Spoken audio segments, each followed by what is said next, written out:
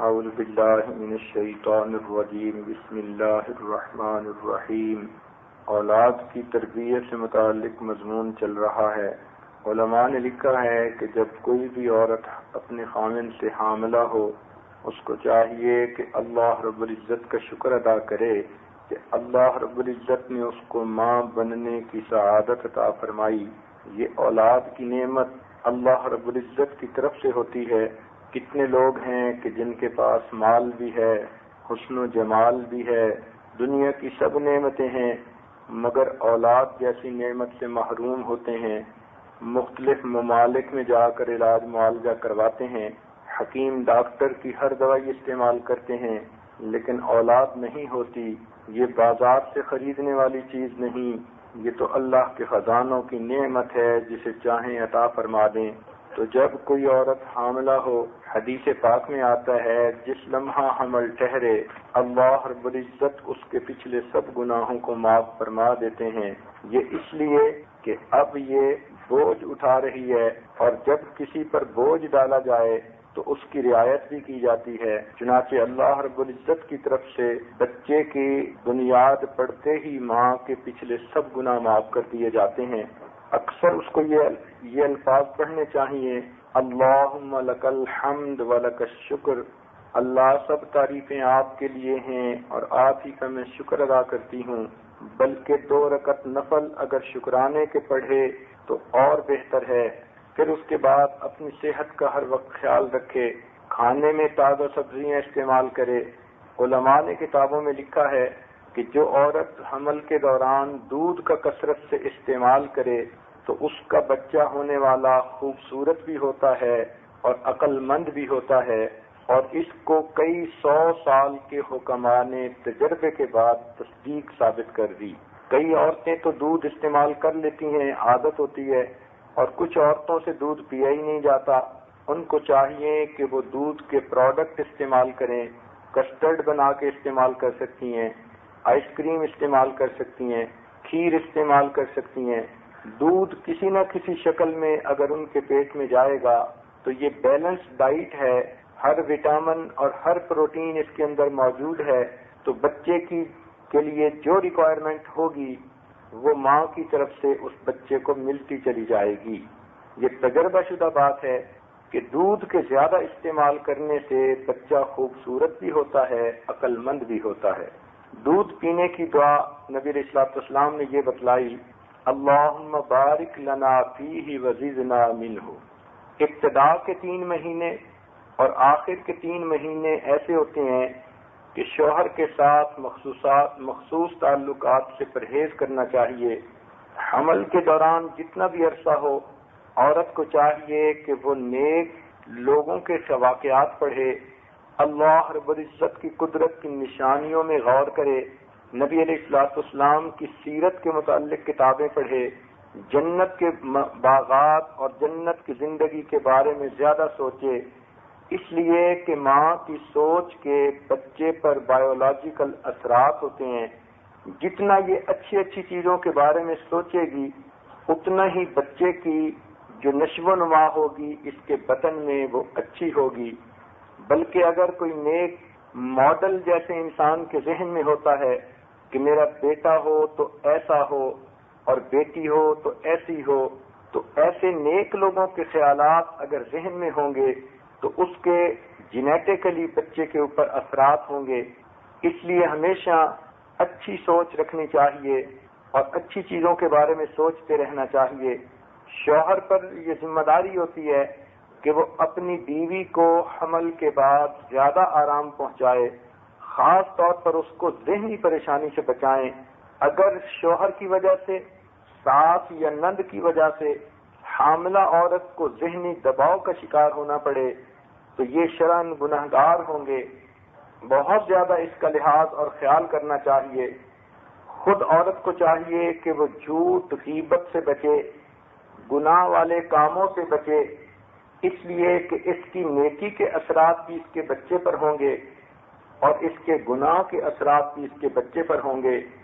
خاص طور پر حلال کھانے میں بہت زیادہ کوشش کرے، مشتبہ لقمہ سے پرہیز کرے، حرام سے پرہیز کرے۔ ایک میاں بیوی نے دل میں یہ سوچا کہ ہماری ہونے والی اولاد نیک ہو، لہذا اس کے لیے ہم حلال کھائیں گے، ہر نیک کام کریں گے تاکہ بچے پر نیکی کے اثرات ہوں۔ جب سے حمل ہوا میاں بیوی دونوں نے نیک اعمال شروع کیے، باقاعدگی کے ساتھ نیکی کرتے رہے، لیکن بچے کی جب ولادت ہوئی تو انہوں نے بچے کے اندر نافرمانی کے اثرات دیکھے۔ وہ ضدی نکلا، ہٹ دھرم نکلا، بات نہیں مانتا تھا۔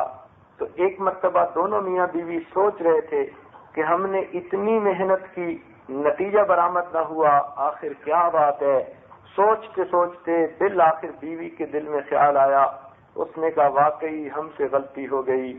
خاوند نے پوچھا کیا غلطی؟ وہ کہنے لگی کہ یہ پڑوسی کا درخت ہے بیری کا، جس کی شاخیں ہمارے صحن میں بھی آتی ہیں، تو کئی مرتبہ ایسا ہوتا تھا کہ دوران حمل بیر گرتے تھے، مجھے اچھے لگتے، میں کھا لیتی، تو میں نے تو پڑوسی سے اجازت ہی نہیں لی ہوئی تھی۔ یہ اس بغیر اجازت کے چیز جو کھائی، اس کے اثرات میرے بچے پر آپ پر پڑے۔ اس قسم کے بہت سارے واقعات ہیں۔ ایک بزرگ تھے، ان کی ساری اولاد بڑی نیکوکار تھی، مگر ان میں سے ایک بچہ بہت ہی نافرمان بے ادب قسم کا تھا۔ اللہ والے ان کے ہاں مہمان آئے، انہوں نے یہ فرق دیکھا تو اس بزرگ سے پوچھا کہ آخر کیا وجہ ہے، یہ بچہ کیوں ایسا نافرمان نکلا؟ تو وہ بزرگ بڑے آزردہ ہوئے، آنکھوں سے آنسو آ گئے، فرمانے لگے یہ اس کا قصور نہیں، یہ میرا قصور ہے۔ ایک مرتبہ ہمارے گھر فاقہ تھا اور ہمارے ہاں شاہی دعوت کا بچا ہوا کھانا آ گیا، کسی نے ہدیہ تحفہ کے طور پر بھیجا تھا۔ عام طور پر تو میں ایسے کھانے سے پرہیز کرتا ہوں، لیکن بھوک کی وجہ سے اس دن میں نے وہی کھانا کھا لیا۔ پھر وہی رات تھی کہ جب ہم میاں بیوی نے ملاقات کی اور اللہ نے بچے کی بنیاد رکھی۔ یہ اس مشتبہ کھانے کا اثر ہے کہ ہمارا یہ بچہ نافرمان نکلا۔ تو اس لیے اس حالت میں عورت کو چاہیے کہ وہ حلال لقمے کا بہت زیادہ خیال کرے۔ یہ باہر کی بازاروں کی بنی ہوئی چیزیں جن کی پاکی ناپاکی کا کوئی خاص پتہ نہیں ہوتا، ان سے بھی بلکہ پرہیز کریں۔ تاہم عورت اپنے ذہن کے اندر ہمیشہ مثبت سوچ رکھے، پازیٹو تھنکنگ رکھے۔ ہر وقت حاملہ عورت کو خوش رہنا چاہیے۔ عرب کے لوگوں کے اندر یہ بات بہت معروف تھی کہ جو حاملہ عورت خوش رہے گی، اس کا اگر بیٹا ہوا تو وہ بڑا بہادر بنے گا اور بیٹا کم رونے والا ہوگا۔ تو اس لیے ماں کو چاہیے ہونے والے بچے کی خاطر اپنے آپ کو خوش رکھے۔ زندگی میں خوشیاں بھی ہوتی ہیں، غمی بھی ہوتی ہے۔ بعض اوقات لوگ تکلیف پہنچاتے ہیں، دل دکھاتے ہیں، صدمے پہنچ جاتے ہیں، مگر یہ تو انسان کے بس میں ہے کہ صدموں کے باوجود مسکراتا پھرے، لوگوں کے مس بہیو کرنے کے باوجود مسکراتا پھرے۔ مسکراہٹ تو انسان کی اپنی ہوتی ہے۔ اگر اپنے ذہن کے اندر ان چیزوں کو محسوس ہی نہ کرے تو پھر اس کے اوپر کوئی ڈپریشن نہیں ہوتی یا کوئی ایسی بات نہیں آتی۔ مثال کے طور پر اگر آپ ایئرپورٹ پر ہیں یا ریلوے اسٹیشن پر ہیں تھوڑی دیر کے لیے اور آپ کا جی چاہتا ہے کہ اچھی چائے پئیں اور وہاں آپ کو اچھی چائے نہیں ملتی تو آپ کبھی غمزدہ نہیں ہوتی، آپ سمجھتی ہیں کہ یہ تھوڑی دیر کی بات ہے، میں اپنے گھر جاؤں گی تو اچھی چائے بنا کے پی لوں گی۔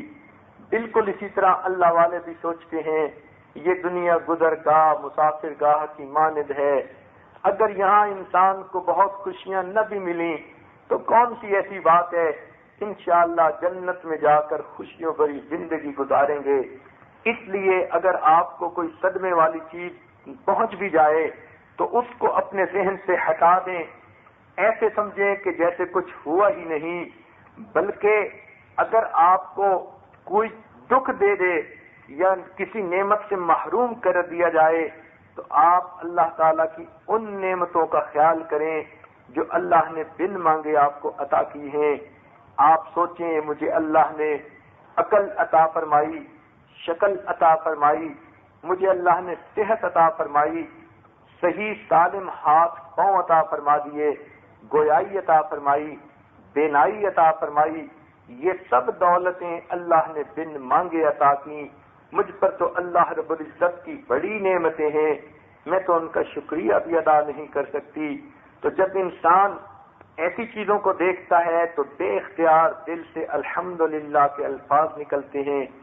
ایک عورت غربت کی حالت میں تھی، چنانچہ اس کی جوتی پھٹی ہوئی تھی اور وہ ایک گھر سے دوسرے گھر جا رہی تھی اور یہی سوچ رہی تھی کہ میرا مقدر بھی اللہ نے کیسا لکھا کہ میرے پاؤں میں جوتی بھی ہے تو ٹوٹی ہوئی۔ تھوڑی دور آگے بڑھی، اس نے دیکھا کہ ایک عورت پاؤں سے معذور ہے اور بیساکھیوں کے بل، کلچز کے بل چلتی ہوئی آ رہی ہے۔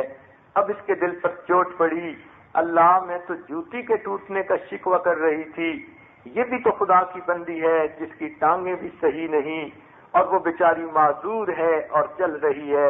تو جب انسان نیچے کے لوگوں کو دیکھتا ہے تو پھر اسے اللہ کی نعمتوں کی قدردانی کا احساس ہوتا ہے۔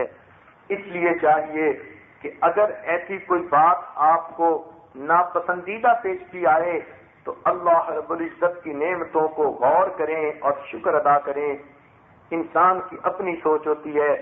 باعزیز بستامی رحمت اللہ علیہ جا رہے تھے، نئے کپڑے پہنے، نہائے دھوئے مسجد کی طرف جا رہے تھے۔ راستے میں ایک عورت کو پتہ نہیں تھا، اس نے اپنے گھر کی چھت سے کچھ گندگی، کچھ راکھ نیچے گلی میں پھینکی۔ اس کو نہیں پتا تھا کہ کوئی نیچے سے گزر رہا ہے یا نہیں۔ آپ بالکل نیچے تھے، وہ ساری راکھ آپ کے سر کے اوپر آ پڑی، چنانچہ سر میں بھی راکھ آ گئی، کپڑوں میں بھی راکھ پڑ گئی۔ لوگ حیران تھے کہ آپ کی طبیعت میں غصہ آئے گا، لیکن آپ الحمدللہ الحمدللہ کہنے لگے۔ لوگوں نے پوچھا، حضرت ایسے موقع پہ تو انسان کو غصہ آتا ہے اور آپ الحمدللہ کہنے لگے۔ آپ نے فرمایا کہ میں دل میں یہ سوچ رہا تھا، اللہ میں تو اس قابل تھا کہ میرے سر پہ آگ کے انگارے برسائے جاتے اور تو نے تو فقط اس راکھ کو میرے سر پہ ڈال کر معاملہ چکا دیا۔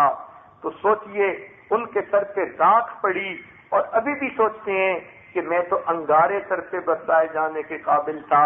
یہ تو مولا نے طرف فرما دیا کہ راکھ کے ساتھ معاملہ سمٹ گیا۔ تو اسی طرح جب کوئی مصیبت پہنچے تو بڑی مصیبت کے بارے میں سوچیں کہ مجھے اللہ نے اس سے بچا لیا۔ یہ سوچیں کہ لوگ اگر میرے ساتھ صحیح برتاؤ نہیں کر رہے، اللہ نے میرے ساتھ کتنی رحمت فرمائی کہ مجھے اللہ نے ماں بننے کی سعادت عطا فرمائی۔ جب اس قسم کی اچھی باتیں سوچیں گی تو آپ کے ذہن سے غم غلط ہو جائیں گے۔ نبی علیہ السلام کی عادت شریفہ تھی کہ نماز کے بعد پریشانیوں کے دور ہونے کے لیے ایک دعا پڑھا کرتے تھے، بسم اللہ الذی لا الہ الا هو الرحمن الرحیم اللہم اذھب عن الہم والحزن۔ تو اس سے اللہ رب العزت کی رحمت سے انسان کی ہر پریشانی دور ہو جاتی ہے۔ آپ بھی اس دعا کو یاد کریں اور نماز کے بعد اس کو پڑھنے کی عادت ڈالیں۔ دل میں یہ نیت رکھیں کہ میری ہونے والی اولاد جو بھی ہوگی میں اسے نیک بناؤں گی، تاکہ نبی علیہ السلام کی امت میں ایک نیک بندے کا اضافہ ہو جائے۔ اس لیے حدیث پاک میں آتا ہے، نبی علیہ السلام نے فرمایا، تم ایسی عورتوں سے شادی کرو کہ جو زیادہ بچے جننے والی ہوں، قیامت کے دن میں اپنی امت کے زیادہ ہونے پر فخر کروں گا۔ تو دل میں یہ نیت کرنا کہ یہ میری اولاد جو بھی ہوگی، بیٹا ہو یا بیٹی ہو، میں اسے نیک بناؤں گی تاکہ نبی علیہ السلام کے امتیوں میں ایک نیک جان بڑھ جائے گی۔ اس لیے جو عورت اس طرح اپنے بچوں کی پرورش کرتی ہے، حدیث پاک میں آتا ہے، اس کے بچے اپنی زندگی میں جتنے بھی سانس لیتے ہیں، اللہ رب العزت ہر سانس کے لینے پر اس کی ماں کو اجر اور ثواب عطا فرماتے ہیں۔ تو یہ بہت بڑی سعادت ہے کہ اللہ رب العزت کسی کی اولاد کو نیک بنا دے۔ بعض جگہوں پر دیکھا کہ لڑکی کی پیدائش کو برا سمجھتے ہیں اور لڑکے ہی کی پیدائش کو اچھا سمجھتے ہیں۔ یہ زمانے جاہلیت کی ناپسندیدہ عادت ہے۔ بیٹا ہو یا بیٹی ہو، یہ اللہ رب العزت کے اختیار میں آتا ہے۔ یہب لمن یشاء اناثا ویہب لمن یشاء الذکور۔ وہ جس کو چاہتا ہے بیٹیاں عطا کرتا ہے اور جس کو چاہتا ہے بیٹے عطا کرتا ہے۔ یہ تقسیم اللہ کی ہے، اور جو انسان اللہ کی تقسیم پر راضی ہو جائے، اللہ تعالیٰ قیامت کے دن اپنے اس بندے سے راضی ہو جائے گا۔ اس لیے بیٹا نعمت ہے تو بیٹی اللہ رب العزت کی رحمت ہوتی ہے. دونوں میں سے جو بھی اللہ تعالیٰ عطا فرما دے انسان اللہ کا شکر گزار ہو. لیکن ایک بات ذہن میں رکھنا کہ بیٹیاں زیادہ وفادار ہوتی ہیں. ماں باپ کو مارل سپورٹ بیٹیوں کی طرف سے ہمیشہ زیادہ ملتی ہیں. وہ دکھ سکھ کی ساتھی ہوتی ہیں, خوشی اور غم میں شریک ہوتی ہیں. عموماً دیکھا کہ بیٹے تو لاپرواہ ہوتے ہیں. ٹھیک ہے دنیا کے چند ٹکے کما کے لے آتے ہیں, لیکن جتنی محبتیں بیٹیاں دیتی ہیں ماں باپ کو اتنی محبتیں بیٹے نہیں دے سکتے. تو بیٹیوں کا اپنا مرتبہ ہوتا ہے. اور یہ بھی بات ذہن میں رکھنا کہ اکثر انبیاء کرام تو بیٹیوں کے باپ بنے. حضرت شعیب علیہ السلام کی بیٹیوں کا تذکرہ قرآن مجید میں ہے. اللہ تعالیٰ ارشاد فرماتے ہیں کہ وہ دونوں آئیں تمشی علی الاستحیاء, بڑے باحیا طریقے سے چلتی ہوئی. تو اللہ نے اس کے حیا کی تعریفیں قرآن میں کی. اب ایسی بیٹی تو اللہ کرے کہ ہر ایک کو نصیب ہو جس کی حیا کی تعریفیں اللہ قرآن میں کرے. بی بی مریم کی پاک دامنی کی تعریفیں قرآن نے کی. چنانچہ ایسی بیٹی اللہ ہر ایک کو عطا فرمائے کہ جو ایسی پاک دامنہ بیٹی ہو. سبحان اللہ. تو اس لیے بیٹی کے پیدائش پر آزردہ ہرگز نہیں ہونا چاہیے. خود نبی علیہ السلام کو اللہ تعالیٰ نے بیٹا عطا تو کیا مگر بچپن میں وہ جدا ہو گیا, اللہ کو پیارا ہو گیا اور بیٹیاں سلامت رہیں اور نبی علیہ السلام نے بیٹیوں کے ساتھ زندگی گزاری. تو جس کی بیٹیاں ہوں وہ دل میں یہی سوچے کہ مجھے محبوب کی گویا زندگی سے مشابہت مل گئی. تو اس خوشی پر اس کو چاہیے کہ اللہ کا شکر ادا کرے. نبی علیہ السلام نے ارشاد فرمایا جس کی 2 بیٹیاں ہوں اور وہ یہ ان کی اچھی تربیت کرے, اچھی طرح تعلیم دلوائے, حتیٰ کہ ان بیٹیوں کی رخصتی کر دے, نکاح کر دے. نبی علیہ السلام نے فرمایا وہ جنت میں میرے ساتھ ایسے ہوگا جیسے کہ ہاتھ کی 2 انگلیاں ایک دوسرے کے ساتھ ہوتی ہیں. تو بیٹیوں کی پیدائش پر دل تنگ ہونا یہ جاہلیت کی رسم ہے. لکھے پڑھے لوگ, سمجھدار لوگ بیٹی کو بھی اللہ کی رحمت سمجھتے ہیں, اس پر بھی اللہ کا شکر ادا کرتے ہیں. اور یہ ایک بات ذہن میں رکھ لینا کہ کئی جگہوں پر اگر کسی بچی کے ہاں, کسی لڑکی کے ہاں بیٹی کی ولادت ہوئی تو عام طور پر دیکھا گیا کہ مرد اتنے ظلم اس پر نہیں کرتے جتنا عورتیں ظلم کرتی ہیں. ایک عورت دوسری عورت کے لیے ظالمہ بن جاتی ہے. حامد کہتا ہے کہ مجھے تو اس کی کوئی بات نہیں, مگر ساس کہہ رہی ہوتی ہے, نند کہہ رہی ہوتی ہے. بیٹا ہوتا انہوں نے بہو کا جینا تنگ کر دیتی ہیں, اپنی جو ہے بھابھی کا جینا تنگ کر دیتی ہیں. تو عام طور پر آپ دیکھیں گی کہ مرد عورت پر اس بارے میں اتنا ظلم نہیں کرتے, عورتیں دوسری عورتوں پر اتنا ظلم کرتی ہیں. اگر کوئی ساس اپنی بہو کو اس لیے تکلیف دیتی ہے کہ اس کے ہاں بیٹیاں ہیں, اس لیے ناپسند کرتی ہے, اس کے ہاں بیٹیاں ہیں, سوچنا چاہیے کل اس کی اپنی بیٹی کے ساتھ یہ معاملہ پیش آیا اور اس کی بیٹی کے ساتھ نے اس کے ساتھ اس طرح مس بہیو کیا تو پھر اس کے دل پر کیا گزرے گی. یہ بھی تو آخر کسی کی بیٹی ہے. اب اس کا کیا قصور کہ اللہ نے اس کو بیٹی عطا کی. لہذا عام طور پر اس میں عورتیں ہی عورتوں پر ظلم کرتی ہیں. اللہ رب العزت سمجھ عطا فرما دے. ایک چیز جو سائنسی طریقے پر ثابت ہو چکی, آج کل کی ماڈرن سائنسز کی روشنی میں جو کھل کر سامنے آ چکی, وہ بات یہ ہے کہ بیٹی ہونا یا بیٹا ہونا اس کا معاملہ مرد کے ساتھ ہے, عورت کے ساتھ اس کا کوئی تعلق نہیں. میڈیکل سائنس نے یہ بتلا دیا عورت کے جسم میں جو کروموسوم ہوتا ہے اس کو ایکس ایکس کہتے ہیں اور مرد کا جو کروموسوم ہوتا ہے اس کو ایکس وائی کہتے ہیں. اگر ایکس وائی ملے تو بیٹا ہوا اور ایکس ایکس ملے تو بیٹی ہوئی. اب جب دونوں کروموسوم اکٹھے ہوتے ہیں تو مرد کا ایکس وائی بھی آپس میں سپلٹ ہو جاتا ہے اور عورت کا ایکس ایکس بھی سپلٹ ہو جاتا ہے. اب مرد کے اگر وائی ہی پارٹ نے ایکس کے ساتھ جا کر ملاپ کیا تو بیٹا ہوگا, اور اگر اس کے ایکس پارٹ نے عورت کے ایکس پارٹ کے ساتھ ملاپ کیا تو بیٹی ہوگی. تو عورت کے پاس تو ہیں ہی ایکس ایکس باقی جو کروموسوم، تو عورت بیچاری کا کیا قصور؟ وہ تو نہ بیٹی کے اندر دخل دے پائی نہ بیٹے کے اندر دخل دے پائی. یہ تو مرد کا کروموسوم تھا، اس کا وائی کروموسوم اگر افیکٹو ہو گیا تو بیٹا ہوا، اور اگر ایکس افیکٹو ہوا تو بیٹی ہوئی. تو قصور تو مرد کا بنتا ہے، مگر عورتیں قصور بہو کا بنا دیتی ہیں، عورتیں قصور عورتوں کا بنا دیتی ہیں.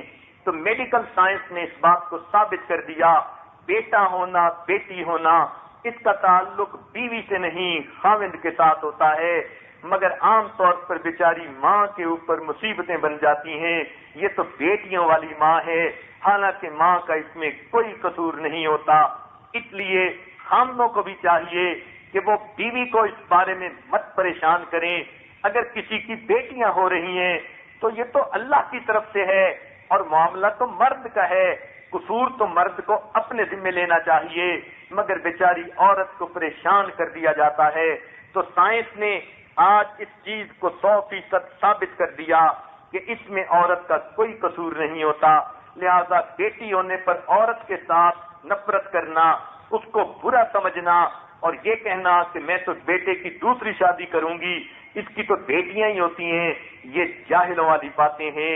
اللہ رب العزت جہالت کی باتوں سے محفوظ فرما دے. ہاں، جب اللہ تعالیٰ بچے کی ولادت فرما دے تو ماں کے لیے یہ خوشی کا موقع ہوتا ہے، اور بچے کے لیے پہلا تحفہ جو ماں اسے پیش کر سکتی ہے وہ ماں کا اپنا دودھ ہوتا ہے. ماں کو چاہیے کہ بچے کو اپنا دودھ ضرور پلائے. ہاں، اگر دودھ میڈیکلی ٹھیک نہیں، بچے کے لیے نقصان دہ ہے تو یہ اور بات ہے، لیکن اگر ماں کا دودھ بچے کے لیے ٹھیک ہے تو اس سے بہتر غذا بچے کو اور کوئی نہیں مل سکتی. ہر ماں کو چاہیے ضرور دودھ پلائے تاکہ بچے کے اندر ماں کی محبت آ جائے. اگر ماں دودھ ہی نہیں پلائے گی تو بچے کے اندر محبت کیسے آئے گی؟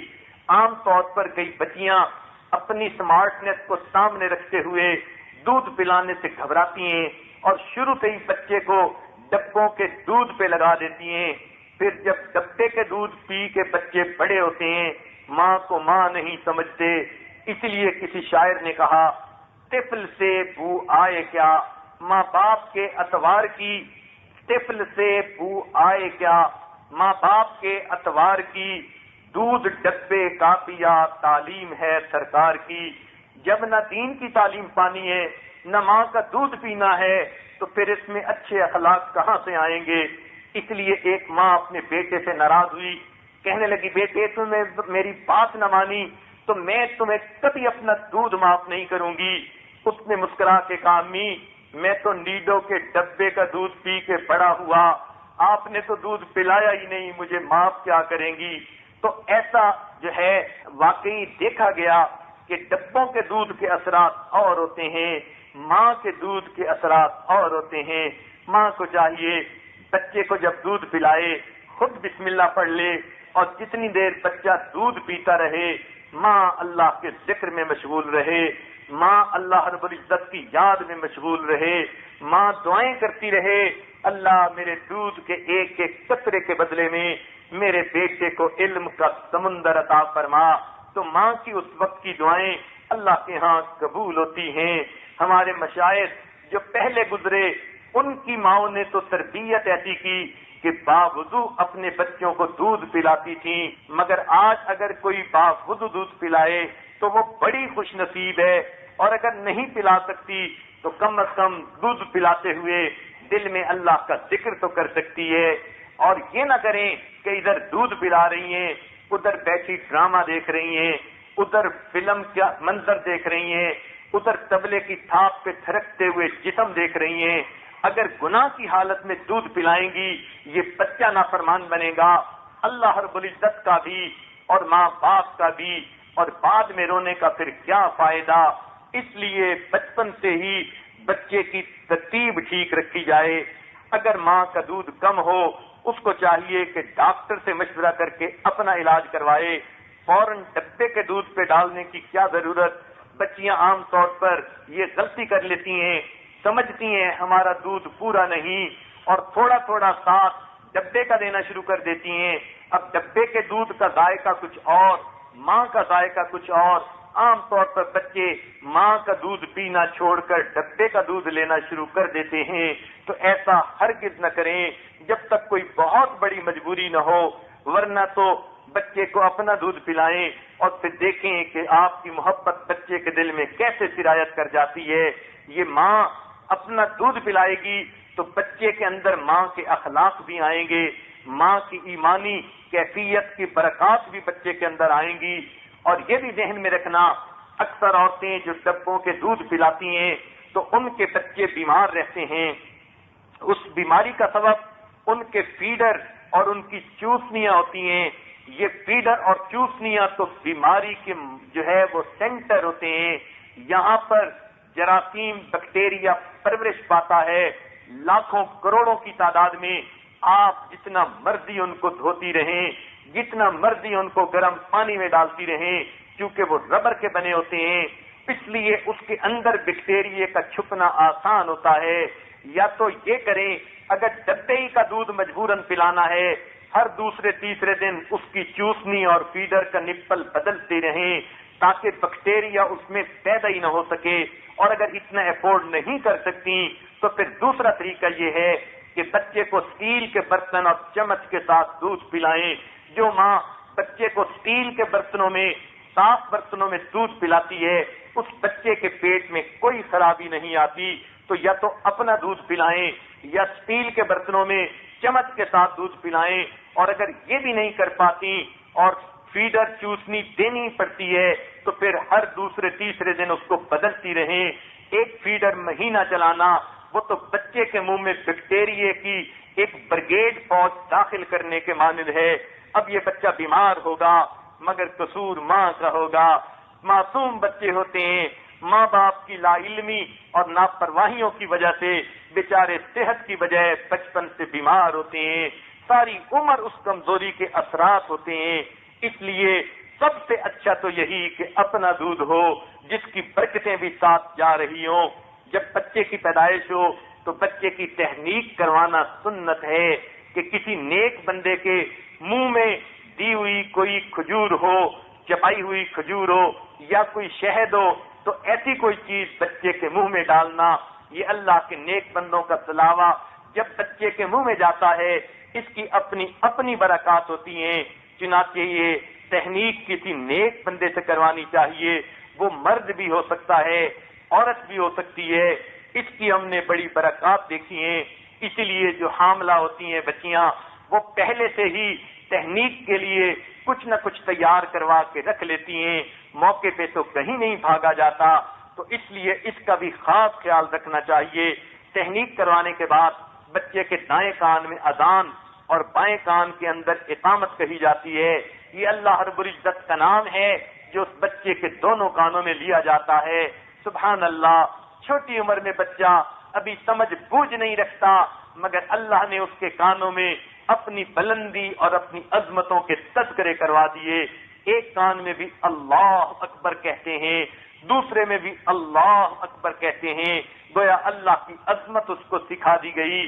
اور یہ بھی ایک میسج پہنچا دیا گیا کہ جس طرح دنیا کے اندر اذان ہوتی ہے پھر اس کے بعد اقامت ہوتی ہے، تو اقامت کے بعد نماز پڑھنے میں تھوڑی دیر لگتی ہے، بالکل اسی طرح اے بندے تیری زندگی کی اذان بھی کہی جا چکی، تیری زندگی کی اقامت بھی کہی جا چکی، تیری زندگی نماز کی مانند ہے، اور نماز تو ہمیشہ امام کے پیچھے پڑھی جاتی ہے، ایک شرعی طریقے پہ پڑھی جاتی ہے۔ تو یہ میسج ہے تو اپنی زندگی کو بھی اپنی گزارنا چاہتا ہے تو شریعت کے طریقے کو اپنا لینا اور نبی علیہ السلام کو زندگی کی نماز کا امام بنا لینا، پھر تیری نماز قبول ہو جائے گی اور بالآخر تجھے قبر میں تو جانا ہی ہے۔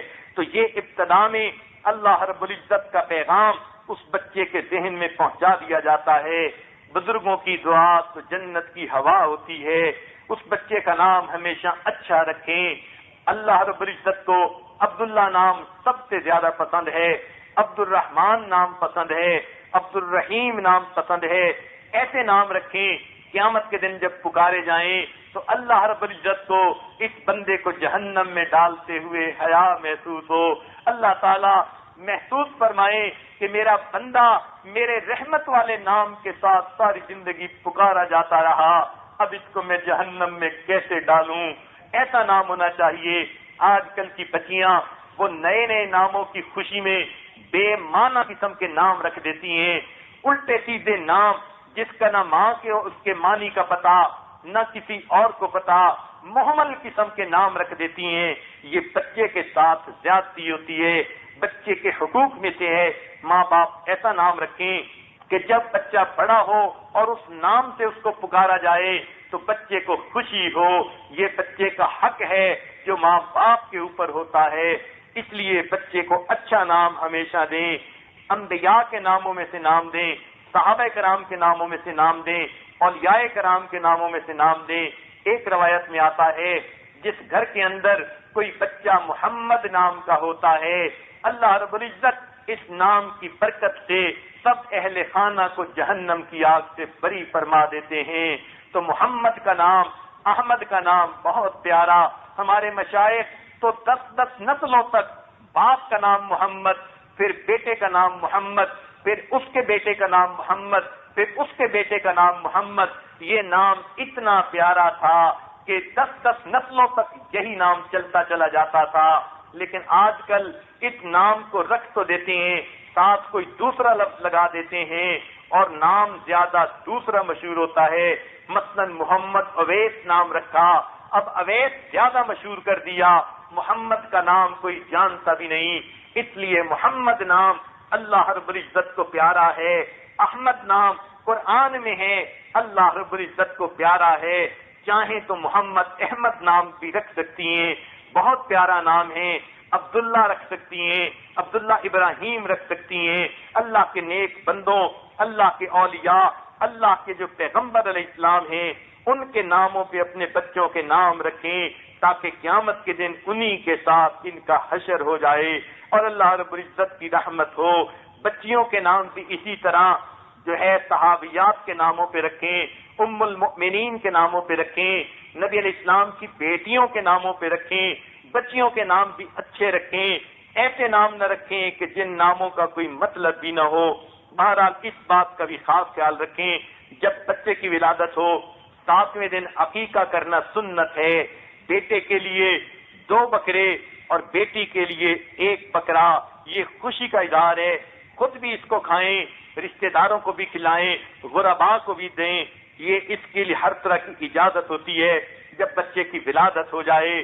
اب ماں نے گھر کے کام کاج بھی کرنے ہوتے ہیں، عبادت بھی کرنی ہوتی ہے، تو جب بھی عبادت کے لیے بیٹھے ہمیشہ اس کو چاہیے اپنے بچے کو اپنی گود میں لے کر بیٹھے اور پھر اللہ رب العزت کا قرآن پڑھے۔ آپ کے قرآن پڑھنے کی برکتیں آپ کے بچے کے اندر اس وقت اتر جائیں گی۔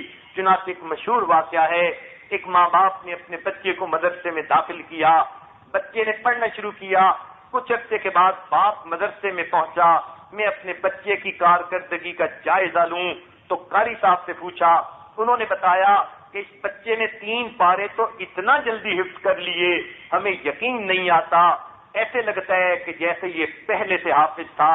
3 پاروں کے بعد پھر اس نے عام معمول کے مطابق عام رفتار کے ساتھ سبق لینا شروع کر دیا۔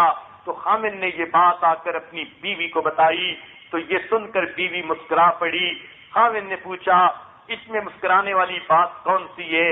وہ کہنے لگی بات یہ ہے کہ میں 3 پارے کی حافظہ ہوں، جب بھی میں پڑھنے بیٹھتی تھی میں بچے کو گود میں لے کے بیٹھتی تھی اور بار بار 3 پاروں کی تلاوت کرتی تھی، ان 3 پاروں کا نور میرے بیٹے کے سینے میں اتر گیا تھا، یہ اس کی برکت ہے۔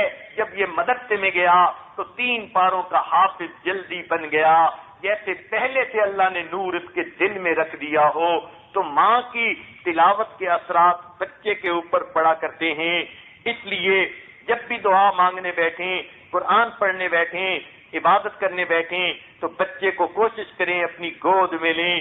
جب بچے کو کھلانا ہو یا سلانا ہو تو بچے کو لوری بھی اچھی دیں اور اللہ اللہ کا نام اس کے سامنے کہنے کی کوشش کریں۔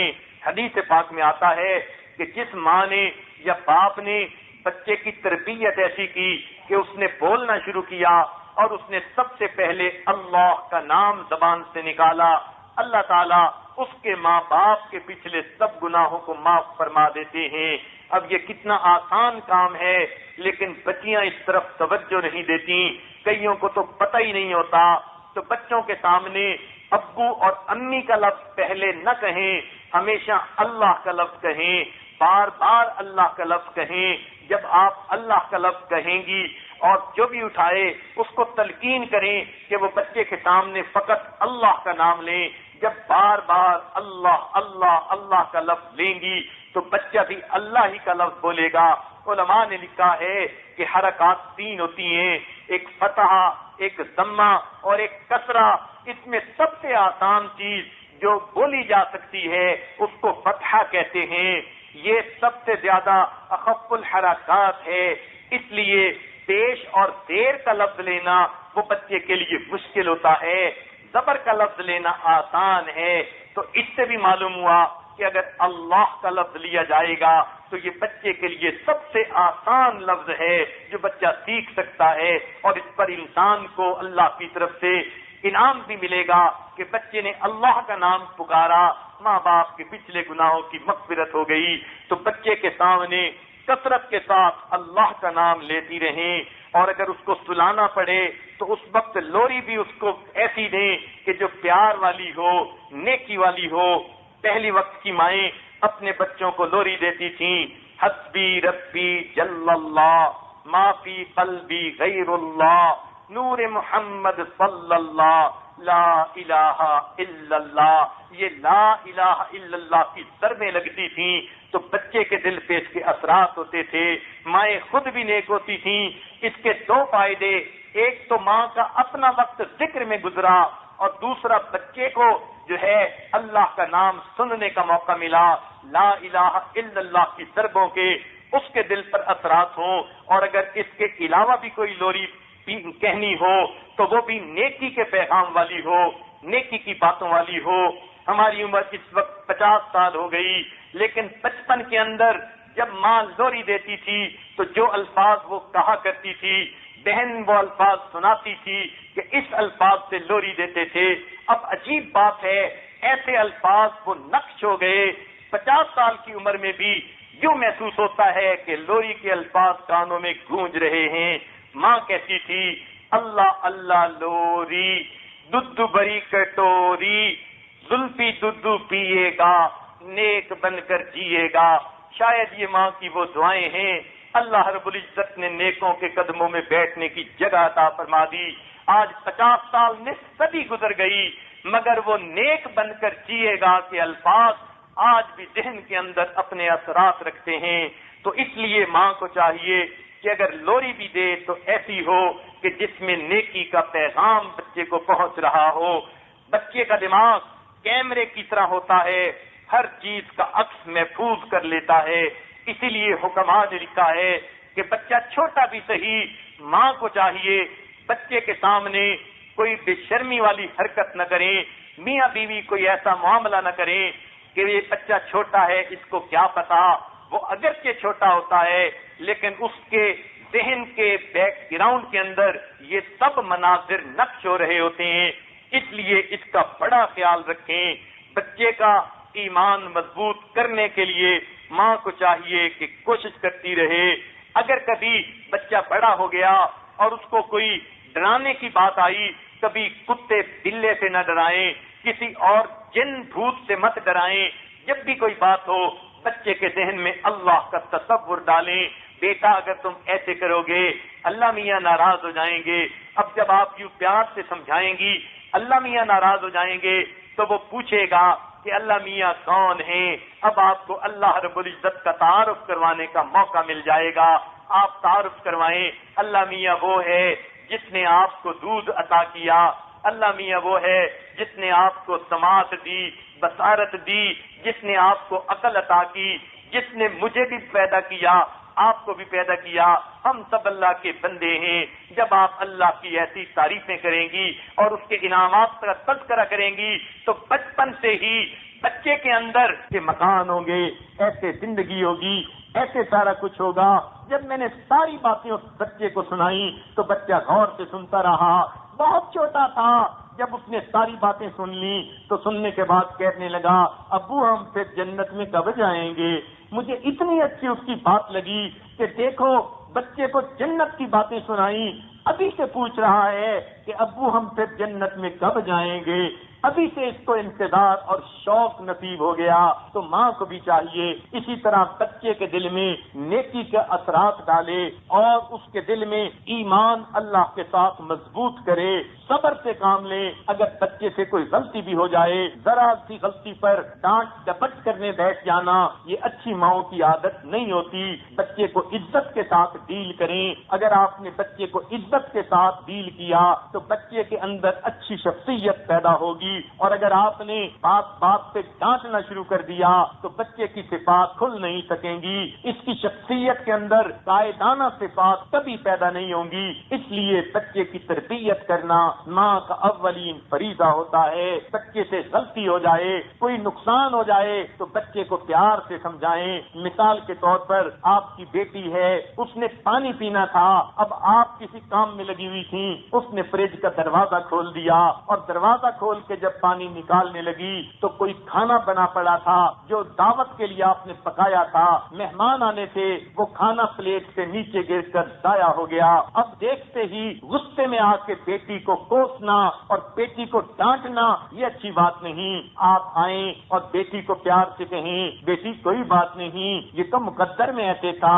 ایسے ہی اللہ نے لکھا تھا، اس نے نیچے گرنا تھا، بیٹی کوئی بات نہیں، آئندہ تجھے کسی چیز کی ضرورت ہو تو میں تمہیں اٹھا کے دے دیا کروں گی، مجھے کہہ دیا کرو بیٹا میں تمہیں اٹھا کے دوں گی، آپ بالکل پریشان نہ ہو، یہ تو اللہ کی طرف سے ایسے ہونا تھا۔ جب آپ ایسا کہیں گی تو بیٹی آگے سے جواب دے گی، امی میں آئندہ احتیاط کروں گی، میں گندی بچی نہیں بنوں گی، میں آپ کو ہی ایسی باتیں بتا دیا کروں گی۔ تو پھر بیٹی آپ سے پوچھے گی، امی اگر ابو آئیں گے وہ آپ کو ڈانٹیں گے تو نہیں؟ امی اگر ابو کو پتہ چل گیا میں نے یہ نقصان کیا ہے وہ مجھے ماریں گے تو نہیں؟ تو آپ بچی کو تسلی دیں کہ نہیں، ہرگز نہیں، میں تمہارا نام نہیں بتاؤں گی، یہی کہوں گی کہ بس یہ گر کر ضائع ہو گیا اور میں تمہارے ابو کو فون کر دیتی ہوں کہ وہ آتے ہوئے کچھ اور کھانے کا بندوبست کر کے لے آئیں تاکہ مہمانوں کے سامنے کچھ سویٹ ڈش رکھی جا سکے۔ تو ایسی بات میں آپ دیکھیں گی کہ بچی آپ کو اپنا پروٹیکٹر سمجھے گی،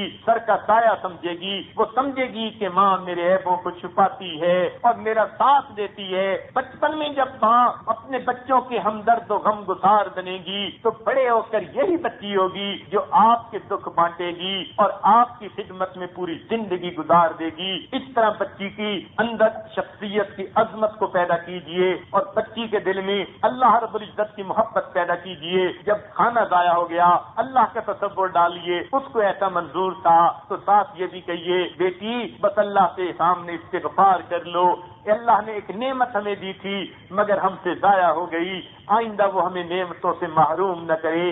جب آپ بچی کو بہانے سے اللہ کی نعمتوں کی طرف توجہ دلائیں گی تو بے اختیار اس کے دل میں ایمان مضبوط ہوگا۔ اچھی ماؤں کی یہی تو بات ہوتی ہے، ہر بات میں سے نقطے نکال کے بچوں کا دھیان اللہ کی طرف لے کر جاتی ہیں، نیکی کی طرف لے کر جاتی ہیں، دین کی طرف لے کر جاتی ہیں۔ اسی کا نام اچھی تربیت ہوتی ہے۔ جب بچے آپ کے سامنے آئیں تو بچوں کو چھوٹی چھوٹی قرآنی آیات یاد کروائیں، چھوٹی چھوٹی صورتیں یاد کروائیں۔ چھوٹے بچے بھی یاد کر لیتے ہیں۔ حیران ہوتا ہے انسان کہ کتنی چھوٹی عمر میں بچے ایسی چیزوں کو یاد کرنا اور پک اپ کرنا شروع کر دیتے ہیں۔ مجھے آج بھی یاد پڑتا ہے، ایک ہماری شاگردہ تھی، مریدہ تھی، قرآن پاک کی حافظہ قاریہ عالمہ تھی، اس کی شادی ہوئی، اللہ رب العزت نے اس کو بیٹا عطا کیا، اس نے اپنے بیٹے کی اچھی تربیت کی۔ پھر ایک مرتبہ اس نے اپنے میاں کو بھیجا، بیٹا ساتھ تھا، کہ جائیں اور اس بچے کو کہا کہ حضرت صاحب کو تم نے سبق سنانا ہے، اور شرط لگائی کہ حضرت صاحب کے سامنے کھڑے ہو کے سبق سنانا ہے۔ اس کا خاوند بیٹے کو لے کے آیا، وہ بچہ اتنا چھوٹا تھا ابھی پوری طرح کھڑا بھی نہیں ہو سکتا تھا۔ ہم نے اس کو کھڑا کرنے کی کوشش کی مگر وہ تو بیچارہ توازن بھی برقرار نہیں رکھ سکتا تھا۔ گرنے لگتا تھا، چنانچہ میں نے کہا یہ بیٹھ کے سنا دے۔ اس نے کہا نہیں، اس کی امی نے کہا حضرت صاحب کے سامنے کھڑے ہو کے سنانا ہے۔ عجیب بات تھی، کیسے یہ کھڑا ہو؟ چنانچہ ہم نے اس کی ترتیب یہ نکالی، اس بچے کو دیوار کے ساتھ لگا کے کھڑا کیا اور دونوں طرف 2 تکیے رکھ دیے۔ بچے نے دونوں ہاتھ تکیوں پہ رکھے، سہارے کے ساتھ کھڑا ہوا۔ میرا خیال تھا یہ بچہ بسم اللہ پڑھے گا یا کوئی اور ایسی چیز پڑھے گا جو اس کی ماں نے اسے یاد کروائی ہوئی ہے۔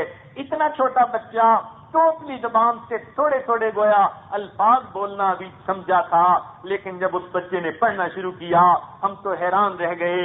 اس نے تبارک الذی سے سبق شروع کیا اور پوری سورہ ملک اس نے کھڑے ہو کر سنا دی۔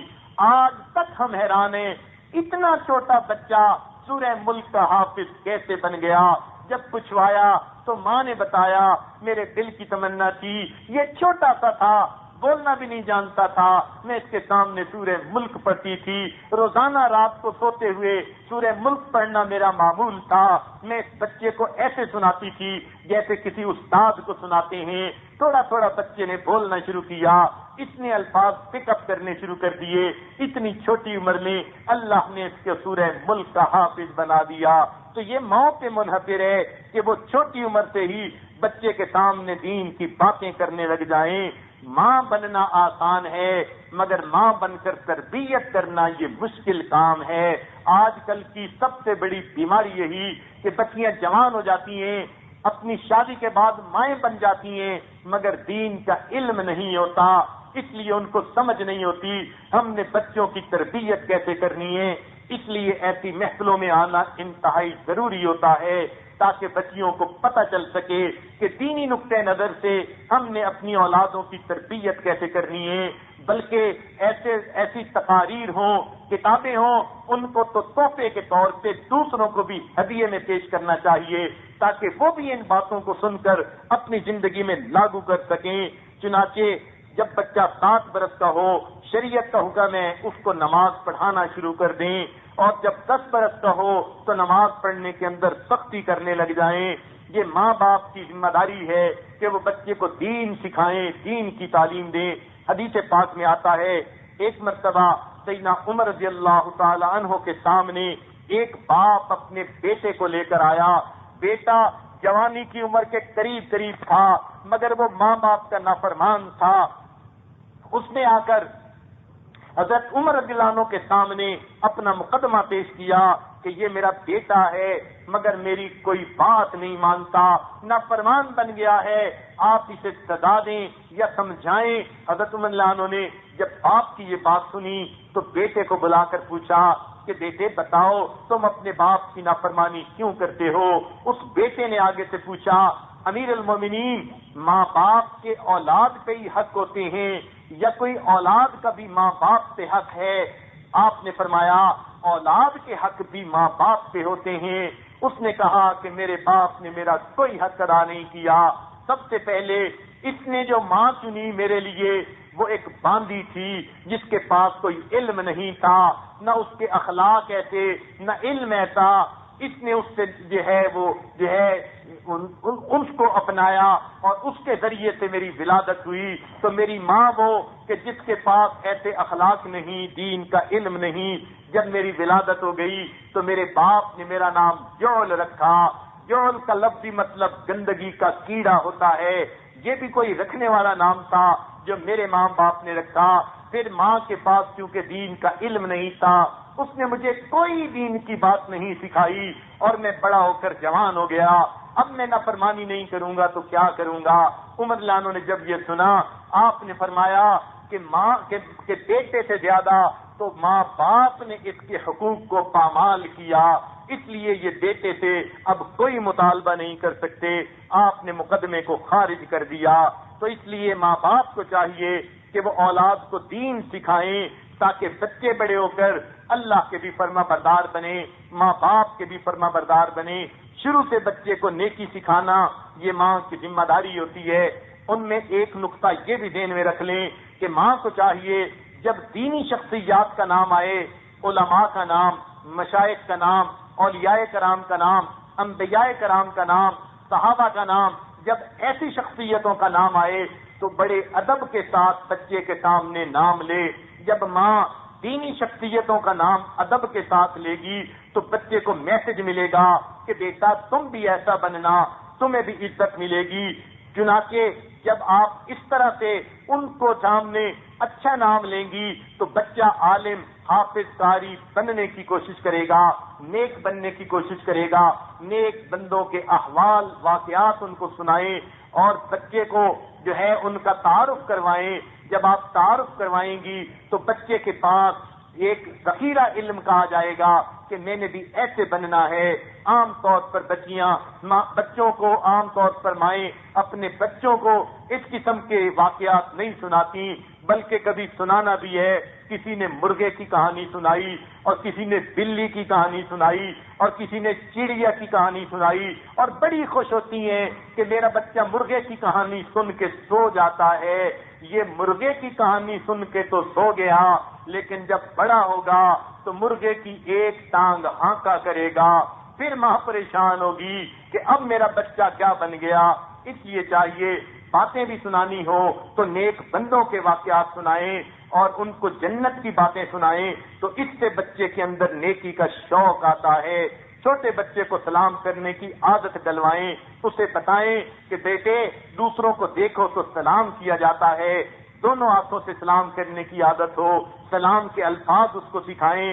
نبی علیہ السلام نے فرمایا افشوا السلام بینکم, تم سلام کو عام کرو, ایک دوسرے کے درمیان رواج دو. تو ہمیں چاہیے زیادہ سے زیادہ سلام بچے کو کہنے کی عادت ڈالیں. اس سے بچے کے دل سے جھجک دور ہو جاتی ہے اور وہ ڈپریشن میں نہیں جاتا یا دوسروں کو دیکھ کے خوف زدہ نہیں ہوتا, بلکہ اس کو سلام کرنے کی عادت ہوتی ہے. تو ماں کو چاہیے کہ بچے کو سلام کرنے کا طریقہ سکھائے, عادت سکھائے, تاکہ بچے کے اندر سے مخلوق کا ڈر دور ہو جائے اور بچے کے اندر جرأت آ جائے, بزدلی سے وہ بچ جائے. اسی طرح بچے کو شکریہ کی عادت بچپن سے سکھائیں. چھوٹی عمر کا ہے, ذرا سا سمجھ بوجھ رکھنے والا ہوا, اس کو سمجھائیں کہ جب کوئی تمہارے ساتھ نیکی کرے, بھلا کرے, تمہارا کام میں تمہارا تعاون کریں, بیٹا اس کا شکریہ ادا کرتے ہیں. چنانچہ اس کو شکریہ کی عادت بچپن سے ڈالیں. جب وہ انسانوں کا شکر ادا کرے گا تو پھر اس کو اللہ کا شکر ادا کرنے کا بھی سبق مل جائے گا. نبی علیہ السلام نے فرمایا من لم یشکر الناس لم یشکر اللہ, جو انسانوں کا شکر ادا نہیں کرتا وہ اللہ کا بھی شکر ادا نہیں کرتا. تو یہ شکریہ کی عادت ہمیں ڈالنی چاہیے. عجیب بات ہے, ہمیں اتنا اس کا حکم دیا گیا مگر آج شاید ہی کوئی ماں ہو جو اپنے بیٹے کو شکریہ کے الفاظ سکھائے, اور شکریہ میں تھینک یو کا لفظ مت سکھائیں بلکہ جزاکم اللہ, جزاک اللہ خیرا, یہ الفاظ سکھائیں تاکہ بچے کو صحیح سنت کے مطابق شکریہ ادا کرنے کے الفاظ آتے ہوں. آج یہ عمل ہمارا تھا لیکن غیر مسلموں نے اس کو اپنا لیا. میرا اپنا واقعہ ہے کہ یہ آج ایک مرتبہ شاید 1987 کی بات ہے, پیرس سے نیو یارک کی طرف جا رہا تھا. جہاز کے اندر جب ایک سیٹ پر بیٹھا تو قدرتی بات ہے کہ میرے ساتھ والی سیٹ پر ایک فرانسیسی لڑکی آ کر بیٹھی جس کے پاس اس کی 3 یا 4 سالہ بیٹی تھی. اب 3 ہی سیٹیں ہوتی ہیں, ایک سیٹ پر ماں تھی, ایک پر بیٹی تھی اور ایک سیٹ پر یہ عاجز بیٹھا تھا. یہ عاجز کی عادت ہے کہ جہاز کے دوران کوئی نہ کوئی کتاب ہوتی ہے جس کو پڑھتے رہنے کی وجہ سے ادھر ادھر نگاہیں ہرگز نہیں اٹھتی اور وقت اچھی طرح کٹ جاتا ہے.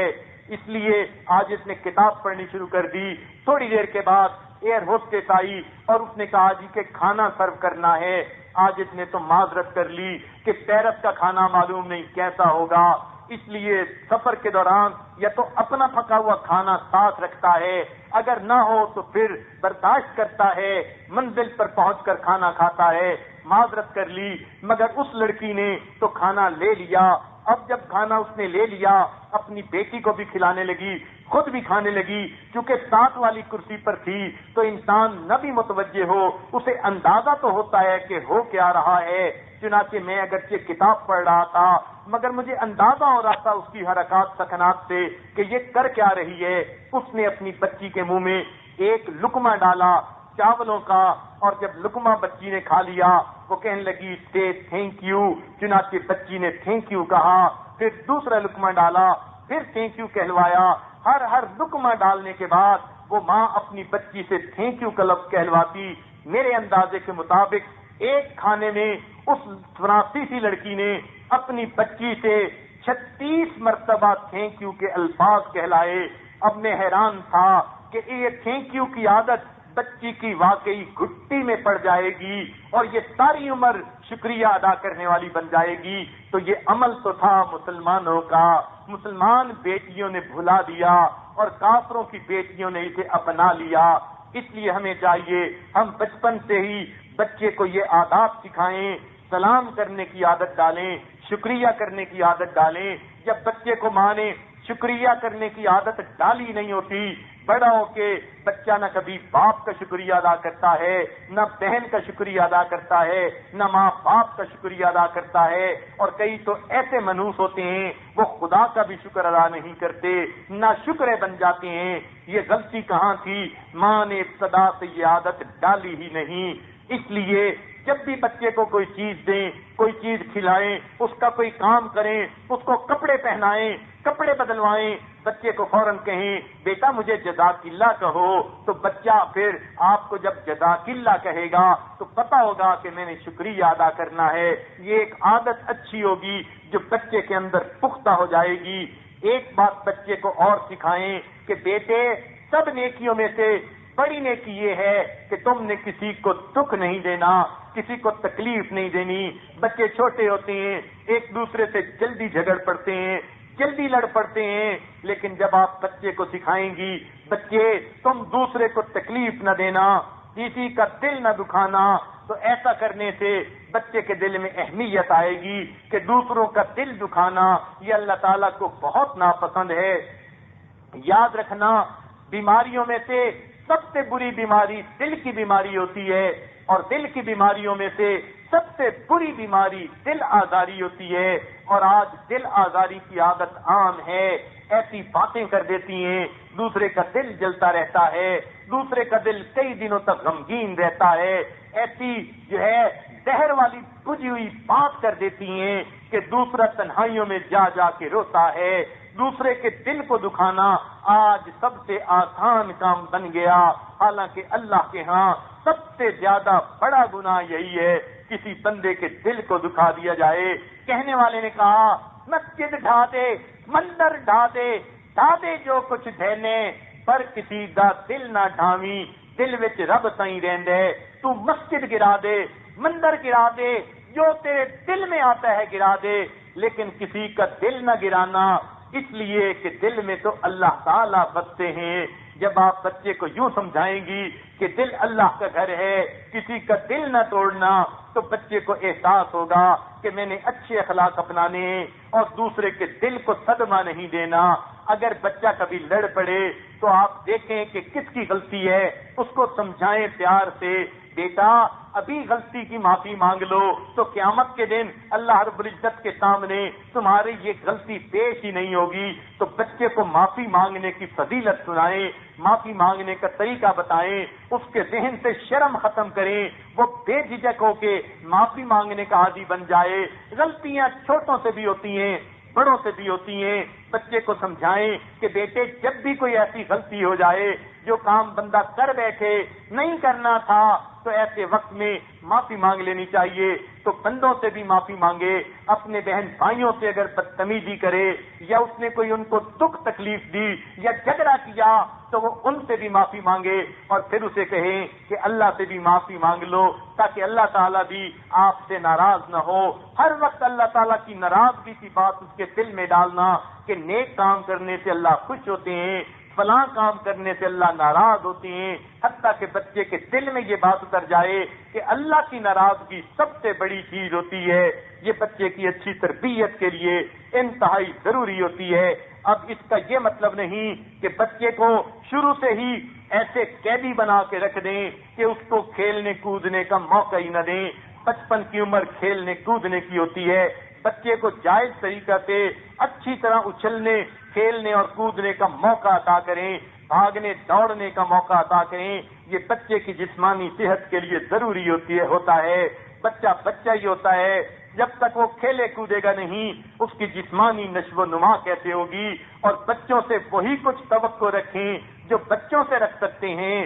بڑوں جیسی توقعات مت رکھیے. بچے کچے ہوتے ہیں اس لیے باتیں بھی جلدی بھول جاتے ہیں.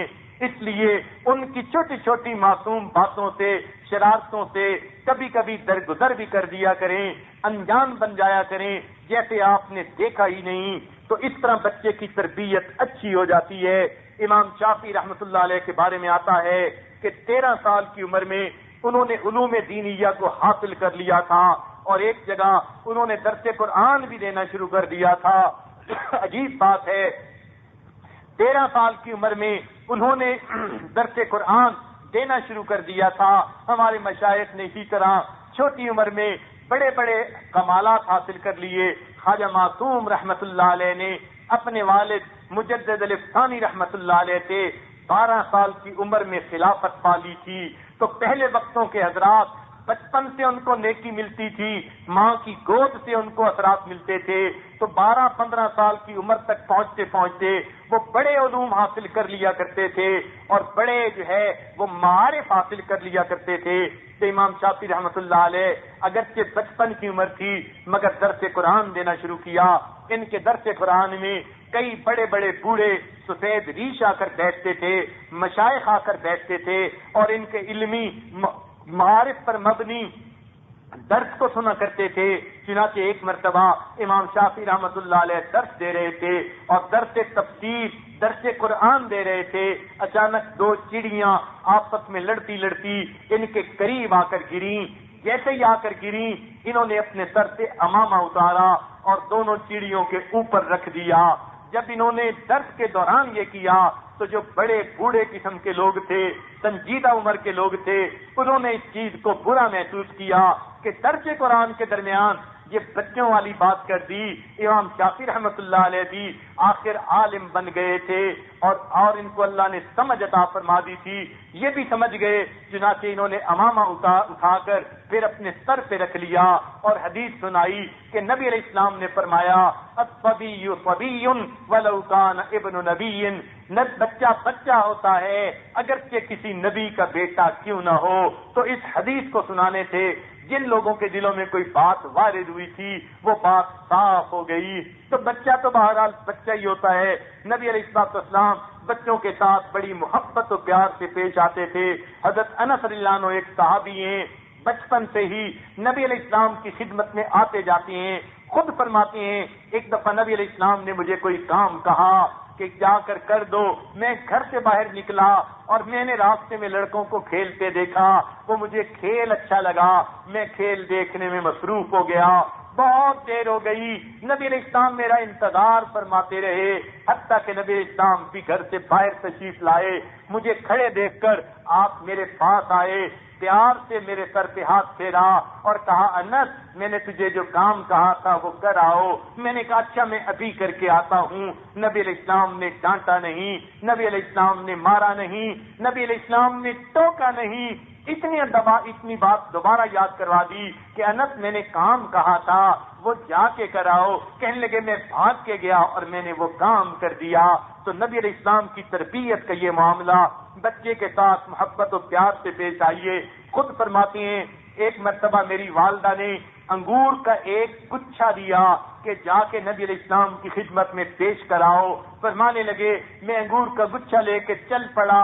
چھوٹی عمر تھی، راستے میں دل میں خیال آیا پتہ نہیں انگور کتنے میٹھے ہیں. میں نے ان میں سے ایک انگور لیا، جب کھایا تو اچھا لگا، پھر دوسرا کھا لیا، پھر تیسرا کھا لیا. چلتا بھی جا رہا تھا، ہر قدم پہ انگور بھی کھا رہا تھا. کہنے لگے پتہ تب چلا جب نبی علیہ السلام کے گھر کے پاس پہنچا تو انگور کا پورا گچھا ختم ہو چکا تھا. اب میں چپ کر گیا کہ میں کیسے آگے جاؤں اور اس بات کو گول کر گیا.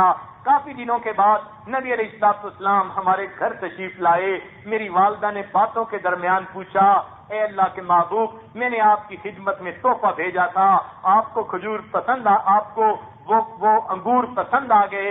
نبی علیہ السلام نے فرمایا مجھے تو انگور نہیں ملے، آپ سمجھ گئے کہ وہ میرے پیٹ میں پہنچ گئے۔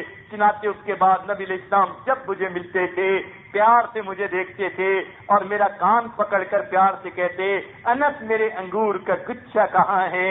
آپ بھی مسکراتے، میں بھی مسکراتا، اور پھر اس بات کو چھوڑ دیتے تھے۔ تو دیکھو نبی علیہ الصلوۃ والسلام نے کتنے پیار سے اس بچے کی تربیت فرمائی اور پیار اور شفقت کا معاملہ فرمایا۔ خود فرماتے ہیں میرے بھائی نے ایک طوطا پالا ہوا تھا، پرندہ پالا ہوا تھا، اور ایک مرتبہ اس کا پرندہ مر گیا۔ نبی علیہ السلام اس کے بعد جب بھی ہمارے گھر آتے، میرے بھائی کو چونکہ صدمہ پہنچا تھا، وہ اس سے کھیلتا تھا اس پرندے کے مرنے سے، تو نبی علیہ السلام میرے بھائی کو بلاتے اور فرماتے، یا ابا عمیر ما فعل النغیر، او ابو عمیر تیرے پرندے نے تیرے ساتھ کیا کیا؟ تجھے چھوڑ کے چلا گیا۔ یعنی چھوٹے بچے کے ساتھ ایسی بات کرتے جو چھوٹے بچے کے دل کے مطابق ہو، ذہنی سطح کے مطابق ہو۔ چنانچہ یہ بچے نبی علیہ السلام سے والہانہ محبت کرنے والے بن جاتے۔ چنانچہ انس رضی اللہ عنہ نبی علیہ السلام کی خدمت کرتے رہے۔ فرماتے ہیں میں نے نبی علیہ السلام کی کئی سال خدمت کی، نہ آپ نے مجھے کبھی مارا، نہ کبھی مجھے ٹوکا، نہ مجھے کبھی روکا۔ میں نے آپ کی زبان سے لا کا لفظ نہیں سنا۔ اتنے مثبت طریقے سے اللہ کے محبوب میری تربیت فرماتے تھے۔ تو یہ تربیت ہمارے لیے آج مینار ہے روشنی کا۔ ماؤں کو چاہیے جو بھی اللہ کے محبوب کے نقش قدم پر چلتے ہوئے بچوں کی پیار اور محبت کے ساتھ تربیت کریں، لیکن پیار اور محبت کا یہ مطلب نہیں کہ بیجا لاڈ پیار کے ذریعے بچے کو بگاڑ ڈالیں۔ یاد رکھنا بچہ غلطی کرے تو غلطی کی نشاندہی ضرور کرنی ہے۔ غلطی کو دیکھ کر چپ ہو جائیں گی تو بچہ غلطی کے اوپر پکا ہو جائے گا۔ تو غلطیوں پہ خاموش رہنا بڑی غلطی ہوا کرتی ہے۔ پیار سے سمجھائیں، الجھے نہیں، ناراض نہ ہو، کوسے نہیں، صاف پیار سے اس کو سمجھائیں کہ بیٹے ایسے نہیں ایسے کرنا چاہیے۔ جب آپ سمجھائیں گی، عام طور پر دیکھا کہ مائیں تو صرف روک ٹوک کرتی ہیں، سمجھاتی نہیں۔ بچے کو بات بیٹھ کے سمجھانی پڑتی ہے، دلیلیں دینی پڑتی ہیں۔ بچہ بات کو سنتا ہے تب جا کے وہ بات اس کے ذہن میں آ جاتی ہے۔ اور اگر کبھی بچے جو ہے، اکثر تو یہی دیکھا گیا، بچے کوئی غلطی کر لیں، بدتمیزی کر لیں، مائیں غصے میں آ کے 2 تھپڑ لگا دیتی ہیں اور پھر خود بیٹھ کے رونے لگ جاتی ہیں۔ یہ 2 تھپڑ لگا کے خود بیٹھ کے رونے کا کیا فائدہ؟ اس سے تو بہتر تھا بچے کو پیار سے بیٹھ کے سمجھاتی، ثابت کرتی کہ بیٹے جو کام آپ نے کیا یہ برا کام ہے۔ جب بچے کے ذہن میں یہ بات اتر جاتی، وہ آئندہ اس غلطی سے باز آ جاتا۔ یاد رکھیں اگر بچے کو کسی برے کام کے اوپر آپ سزا دینا چاہتی ہیں تو سزا ایسی ہو کہ جو بچے کے لیے نفرت کا باعث نہ بنے، تنگی کا باعث نہ بنے۔ سزا بھی ہو تو ایسی ہو کہ بچہ اس کو بوجھ سمجھے مگر ہلکا بوجھ سمجھے۔ نفرت پیدا نہیں کرنی ہوتی، تربیت دینے والے سے وحشت نہیں پیدا کرنی ہوتی، بلکہ بچے کو سمجھانا ہوتا ہے۔ اور اگر برے کام پہ ماں بچے کو روک ٹوک کرتی ہے تو بچے کا حق بنتا ہے جب وہ کوئی اچھا کام کرے تو ماں پھر اسے شاباش بھی دے۔ عام طور پر دیکھا مائیں بچوں کو شاباش نہیں دیتی، ان کی تعریف نہیں کرتی، بچے تعریف سے خوش ہوتے ہیں، بچے اپنے اچھے کام کو دیکھ کے خوش ہوتے ہیں۔ جس کام کو آپ سمجھیں کہ یہ اچھا ہے بچے کی خوب تعریف کریں، اس کو انکریج کریں۔ جب بچے کو آپ انکریج کریں گی بچہ اس کام کو بار بار کرنے کی کوشش کرے گا۔ مثلا مہمان آئے، بچے نے جا کے سلام کیا، آپ کو بتایا امی میں سلام کر کے آیا ہوں، اب سارا دن بچے کو بار بار کہتی رہیں بیٹے تم نے بڑا اچھا کام کیا، میرا بڑا دل خوش ہوا۔ ایک تو بچے کی عادت پکی ہو جائے گی اور دوسرا وہ یہ بھی محسوس کرے گا میں اچھے کام بھی کرتا ہوں۔ یہ نہ محسوس کرے کہ بس اماں تو اس جو ہے شخصیت کا نام ہے کہ جو ہر وقت بندے کو روک ٹوک کرنے والی ہوتی ہے۔ تو اگر روک ٹوک بھی کریں تو بچے کو انکریج بھی کریں، شاباش بھی دیں، تعریفیں بھی کریں، ہر اچھا کام کرنے سے بچے کو انعام دیں۔ انعام سے بچے اور زیادہ جلدی راغب ہوتے ہیں۔ یہ تو اب جانوروں میں بھی دیکھا گیا۔ دیکھیے مچھلیاں جو ہے وہ کرتب کرتی ہیں، چھلانگیں لگاتی ہیں، یا مرد انسانوں کے بتانے پر جیسے مختلف قسم کے کھیل کرتی ہیں، تو ان کو بھی ان کے ٹرین کرنے والے منہ کے اندر مچھلیاں ڈالتے ہیں۔ تو اگر ایک جانور کو انعام ملتا ہے تو جانور بھی تربیت پا جاتا ہے، اگر انسان کے بچے کو انعام ملے گا پھر وہ کیوں نہیں تربیت پائے گا؟ اب ان ساری باتوں کا خیال ماں کو اس لیے رکھنا ہوتا ہے کہ ماں ہر وقت گھر میں ہوتی ہے، مگر اس کا یہ مطلب بھی نہیں کہ ماں کے ذمے سب کچھ پڑ گیا، باپ صاحب فارغ ہو گئے۔ جب باپ گھر میں آئے اسے چاہیے اب اپنی بیوی کو ذرا بچے سے فارغ کر دے، بچے کو خود لے کر بیٹھے، پیار کی باتیں کرے، وہ بچے کی تربیت کی باتیں کرے۔ جب بچہ ماں سے بھی تربیت کی باتیں سنے گا، باپ سے بھی تربیت کی باتیں سنے گا، تو پھر بچے کے اندر دینداری پکی ہو جائے گی۔ مگر اب تو حالت یہ ہے کہ جب ماں ہوتی ہے تو بچے کو ڈانٹ رہی ہوتی ہے، اور جب باپ آتا ہے وہ اس کی ماں کو ڈانٹ رہا ہوتا ہے، تو بچہ یہی سمجھتا ہے دنیا میں ڈانٹ کے سوا اور کچھ نہیں ہوتا، تو بچے کی شخصیت اچھی نہیں ہوتی۔ اس لیے چاہیے اگر میاں بیوی نے کوئی ڈائلاگ کرنے ہی ہیں، تل ہی گئے ہیں، تو وہ بچے سے علیحدہ جا کر لیں، اپنی حسرت وہاں مٹا لیں۔ بچے کے سامنے کریں گی، نہ اس کے دل میں ماں کی عظمت رہے گی، نہ اس کے دل میں باپ کی عظمت رہے گی۔ اس چیز کا بڑا خیال کرنا چاہیے۔ جب بچے، اور یہ بھی بات ذہن میں رکھیں کہ جب بچے کو اہمیت نہیں ملتی تو بچہ پھر ضد کر کے اور رو رو کر اپنی اہمیت جتلاتا ہے۔ یہ بچے کے اندر فطری تقاضا ہوتا ہے، وہ اہمیت چاہتا ہے۔ اگر آپ بچے کو اگنور کرنا شروع کر دیں گی تو وہ بچہ پھر یا روئے گا یا ضد کرے گا یا آپ کا کام نہیں کرے گا، اور حقیقت میں وہ آپ سے امپورٹنس مانگ رہا ہوتا ہے۔ مائیں اس بات کو سمجھنے کی کوشش کریں۔ بچے کو ویسے ہی آپ امپورٹنس دے دیں گی تو پھر بچہ ضد نہیں کیا کرے گا بلکہ کام جلدی کر دیا کرے گا۔ بچے کے کام میں جب رکاوٹ پیدا ہو یا نظر انداز کریں تو پھر بچے کو غصہ آتا ہے۔ ہر ماں کو چاہیے وہ بچے کی نفسیات کا مطالعہ کرے۔ یاد رکھنا ہر بچہ علیحدہ دماغ لے کے پیدا ہوتا ہے، ضروری نہیں ہوتا ایک ماں باپ کے چند بچے ایک ہی جیسی شخصیتوں کے مالک ہوں۔ کچھ بچوں کے اندر بزدلی ہوتی ہے، کچھ کے اندر شرمیلا پن ہوتا ہے، کچھ کے اندر بہادری ہوتی ہے، کچھ کے اندر ضدی پن ہوتا ہے۔ مختلف بچوں کی طبیعتیں مختلف ہوتی ہیں۔ اب ماں کو چاہیے کہ وہ بچے کی نفسیات کا مطالعہ کرے۔ مطالعہ کرنے کے 3 طریقے ہیں۔ ایک تو آبزرویشن رکھے کہ میں بچے کو جب یوں کہتی ہوں وہ کیسے ریسپونڈ کرتا ہے، کس وقت میں کون سی بات مان لیتا ہے، کس وقت میں کون سی بات نہیں مانتا۔ تو جب یہ آبزرویشن رکھے گی اس کو پتا ہوگا کہ میں نے کس بچے کو کیسے ہینڈل کرنا ہے۔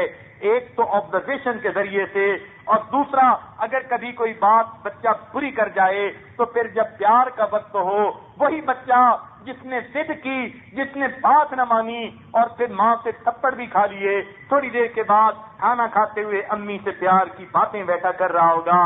جب آپ دیکھیں یہ امی سے پیار کی چھوٹی چھوٹی باتیں کر رہا ہے، اس وقت آپ اس سے سوالات پوچھیں، بیٹے آپ نے ایسا کیوں کیا تھا، ایسا آپ نے کیوں کیا تھا، آپ کے ذہن میں سوچ کیا تھی۔ تو یہ ماں جو ان سے سوالات پوچھے گی، ان سوالات کے پوچھنے سے بچے کی ذہنی کیفیت سامنے آ جائے گی۔ یہ دوسرا طریقہ ہے بچے کی نفسیات کا مطالعہ کرنے کا۔